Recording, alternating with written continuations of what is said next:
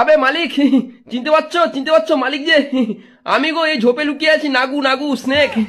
চিনতে পারছো না? আবে বয়স এলো, তোকে চিনবো না বাবা।